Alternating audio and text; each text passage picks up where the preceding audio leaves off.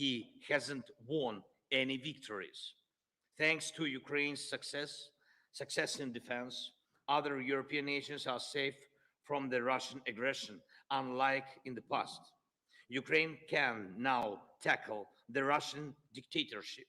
So our children and other nations won't have to shed their blood and sacrifice lives defending against Russian aggression. We've already made significant progress.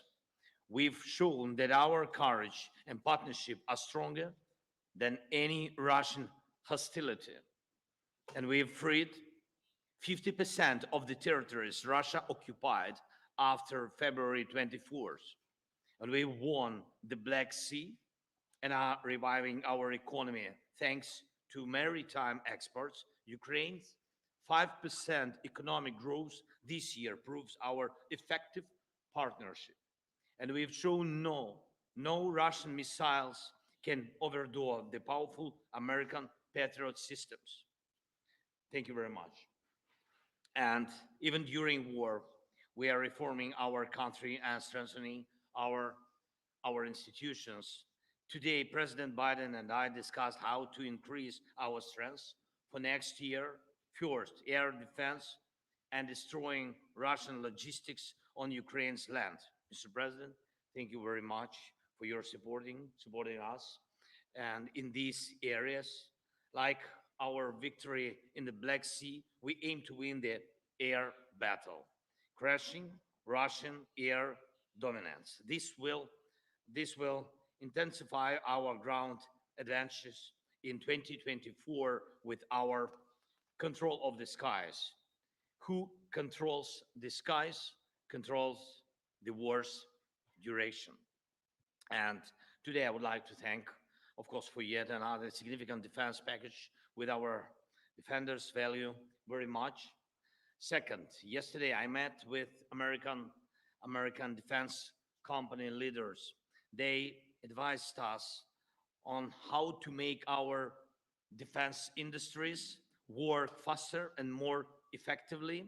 Thank you, President Biden, for this important initiative we started with you. Together, Ukraine and America can strengthen democracy's arsenal.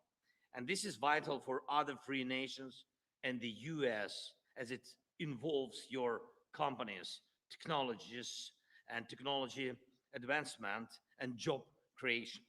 And it is important to know that two-thirds of American support for Ukraine remains and works in the United States. Third, I informed Mr. President that Ukraine has fulfilled all the recommendations of the European Commission regarding the preparation for a decision to start negotiations on Ukraine's accession to the EU. And we constantly communicate with European leaders about our joint steps, sanctions, and political efforts to pressure Russia. American leadership is crucial, is keeping this unity together, a unity that serves the entire free world. And I thank America for new sanctions. And today we discussed Putin's further isolation and making him pay for his aggression. It's very important that by the end of this year, we can send very strong signal of our unity to the aggressor and the unity of Ukraine, America, Europe, the entire free world. Everything we talked about today will help us in the year 2024. Today's discussions in the White House and in Congress across both parties and both chambers with a speaker were very productive, and I thank you for the bipartisan support. As we approach Christmas, on behalf of all our Ukrainian families separated by war and all sons and daughters on the front, Ukraine's greatest wish is to near this war's victorious end. No one, no one but Putin wants a prolonged war. We dream of a Christmas in a peacetime, of course, and we are working to turn our battlefield success into peace. And we are heading there together with you. And thanks, of course, to your support. Thank you very much. Mr. President. Thank you, American. Slava Ukraine. Thank you. Look, we're going to alternate asking questions. We're going to ask a total of each ask two questions. I will ask the first question. I will recognize the first question asker. I'll ask a question, Joel, too. But Danny Kemp.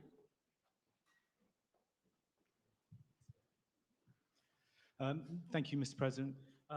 For President Biden, Ukraine's counteroffensive has stalled in recent months. Congress is blocking aid, and Vladimir Putin appears ready to just wait things out.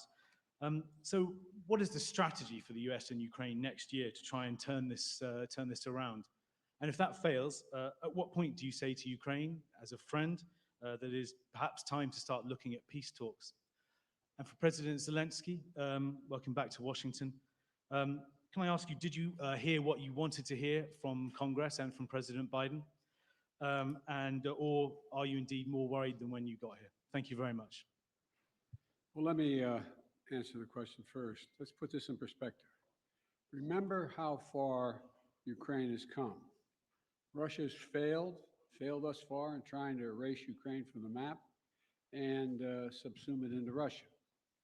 Ukraine has taken back more than 50% of its territory seized since February of 22. And it's pushed back the Russian Navy so Ukraine can export grain and steel to the world through the Black Sea. And thanks to the incredible courage of the Ukrainian people and the bipartisan support from our Congress, but it's not just American support. There are more than 50 countries helping Ukraine with military, economic, and humanitarian assistance. 50. The burden sharing, the U.S. has put up $75 billion, and our allies and partners have put up $100 billion. And more than 90% of our security assistance to Ukraine is being spent in the United States to provide weapons for Ukraine and replenish our stockpiles and build our industrial base. We need to ensure Putin continues to fail in Ukraine and Ukraine to succeed. And the best way for that to do that is to pass the supplemental.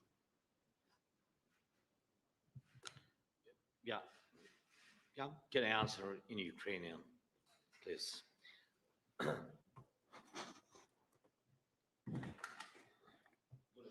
Thank you. First of all, I would like to add to the words of Mr. President Biden about successes. I think that these were not easy successes. Nonetheless, they were quite serious. They were serious steps forward. Indeed, we gained victory on the sea. We destroyed ships of the Russian Federation. We throw the remnants of their fleet to Russian territorial waters. Yeah, they have something in the Black Sea, in the vicinity of our temporarily occupied Crimea, but we are going to proceed this activity. Our guys destroyed 20,000 of Wagner mercenaries. These are serious terrorists who were massing everywhere on African continent, in Syria, in Ukraine. There were a lot of mass, and nucleus of this terroristic organization is not existing anymore. Yes, we had a lot of problems, but nonetheless we were able to do this. Moreover, Russia were not able to seize any part of our territory, any village, any town. I'm not talking about large cities. And we are going to proceed with this. It is good without saying that we have objective, we have clear plan, but if you allow me, I am not able to tell you on public on the details of 2024 operations. If I heard what I want, I've heard a lot. Surely I told what I wanted to. I feel and experience this support from President Biden administration, from senators, and we've been talking with the speaker. I got these signals. They were more than positive, but we know that we have to separate words and particular result. Therefore, we will count on particular result. Thank you. Your turn to ask a question. Yeah, sorry. Recognize. Телеканал Інтер, будь ласка. Inter, please.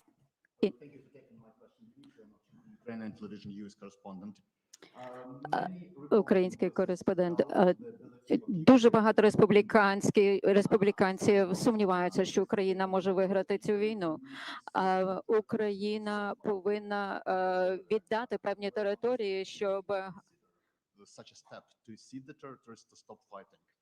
And Mr. Biden, could you please clarify the policy and of your administration, the strategy of your administration on Ukraine? Is it about helping the country to defend itself or to win the war? Because it's obviously such a difference. I will begin. Okay. So first question to me, So your question is, if we are ready to give up our territories?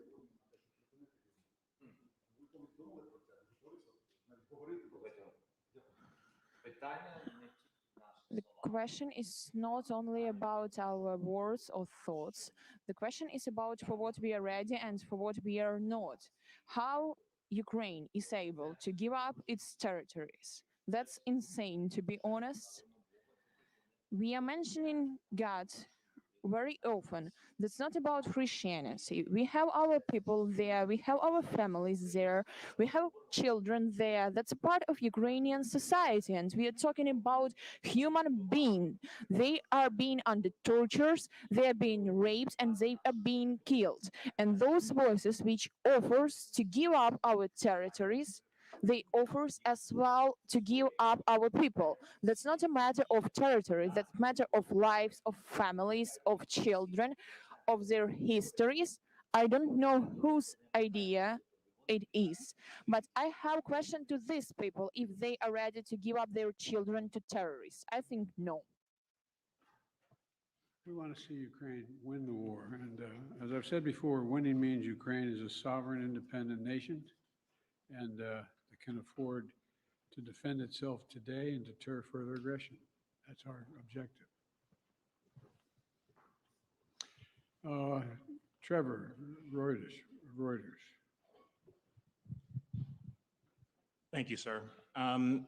First, a question for both of you. Given the Republican skepticism of the Ukraine effort, do you worry that a second term for President Trump would be the end of an independent Ukraine? That's for both of you. And then for you, President Biden, just an update, if you could, on the situation in Gaza, on the reports that Israel has begun flooding Hamas tunnels, and just the offensive in southern Gaza generally. How long do you think that operation should last? Thank you. First of all, with regard to political support for Ukraine, there is a strong bipartisan political support for Ukraine. Small number of Republicans who don't want to support Ukraine, but they don't speak for the majority of even the Republicans, in my view. We're in negotiations to get funding we need, not to promise, not making promises, but hopeful we can get there. I think we can. And you're right, the world's watching what we do. Would you send a horrible message to an aggressor and allies if we walked away at this time? And it would hurt our national security. You want me to answer the other question as well? With regard to, say it again? Sorry, so the question was just if you could talk a little bit about the Gaza operation, Israel flooding Hamas tunnels, and if you've had conversations with Bibi Netanyahu about how long that operation should last. Well, I have had conversations with Bibi Netanyahu, and I want to make sure that we don't forget what we're doing here. We have to support Israel because they're an independent nation that's being, I mean, the brutality, the inhumanity, the way in which Hamas treated the Israelis, and I mean, raping and burning and beheading. I mean, it's just beyond comparison, beyond comparison. And to anything else that I've seen since I've been here, and I've been around for a long time. But I think that we have made it clear to the Israelis, and they're aware, that the safety of innocent Palestinians is still of great concern. And so the actions they're taking must be consistent with attempting to do everything possible to prevent innocent Palestinian civilians from being being hurt, murdered, killed, lost, etc. And look, it doesn't lessen their responsibility going after Hamas to innocent Palestinians and Hamas. Look, we have a responsibility to protect citizens and ensure they have access to humanitarian assistance. That's why I work so hard with our Arab friends as well as the Israelis to get humanitarian assistance into Israel, literally getting up to 140 trucks loaded with gear, loaded with food, loaded with everything that is needed by the Palestinians, including fuel. So, Israel has stated its intent to fulfill these responsibilities. It's very difficult. With regard to the flooding of the tunnels, I'm not, well, there is assertions being made that there's quite sure there are no hostages in any of these tunnels, but I don't know that for a fact.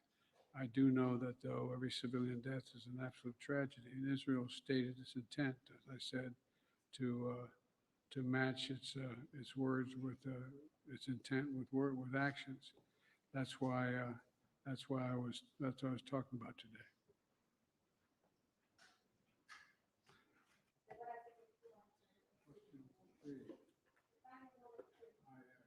I just asked. It's your My turn. turn.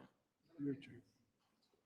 Yeah. Actually, So, addressing your question very quickly, I've been talking a lot with representatives of both parties.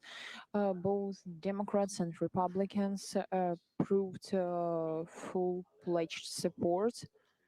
And we will see, but before this, we've always been trusting in support of our strategic partner, the United States, and we will consider that it will continue in this way, and Ukraine will not remain alone against such a critical terrorist as the Russian Federation.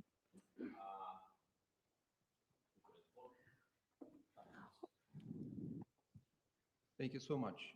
My name is Yaroslav Dovopol, Ukrinform News Agency, Ukraine. Next summer, the United States will host an anniversary NATO summit in Washington, D.C., which raises a lot of hope, especially for Ukraine. President Zelensky, what does the Ukrainian side expect from this summit? And do you hope to hear direct invitation for Ukraine to join the alliance? And President Biden, under what conditions is the United States ready to support the initiative of inviting Ukraine to be member of NATO? Thank you.